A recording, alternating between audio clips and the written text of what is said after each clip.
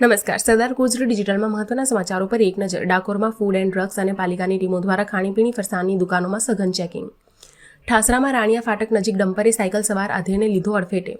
અમદાવાદમાં ફ્લાઇટ બાદ હવે ગુજરાત હાઈકોર્ટને બોમ્બથી ઉડાવી દેવાની ધમકી. ઈમેલથી તંત્રમાં દોડધામ. પાટણના સિદ્ધપુરથી 5.78 લાખની નકલી નોટો સાથે એક ઝડપાયો. પ્રિન્ટર સ્કેનર સહિતનો મુદ્દામાલ કબજે. બીએલઓના મૃત્યુની ઘટનાઓ પર સુપ્રીમ કોર્ટની ગંભીર ચિંતા. રાજ્ય સરકારોને વધારાના કર્મચારીઓ તૈનાત કરવા અને બીએલઓનો કાર્યભાર ઘટાડવાનો નિર્દેશ. ગુજરાત એટીએસનો મોટો પર્દાફાશ. પાકિસ્તાનની એજન્સી દ્વારા સંચાલિત દેશ વિરોધી જાસૂસી નેટવર્કનો ખુલાસો. ગોવા અને દમણમાંથી નિવૃત્ત આર્મી સુબેદાર સહિત 2 એજન્ટની ધરપકડ. ચેટજીપીટીનો જોરદાર ઉપયોગ. દિલ્હીના યુવકે એઆઈની મદદથી સ્કેમરને પકડ્યો. ગઠિયો જાળમાં ફસાતા માફી માંગવા લાગ્યો.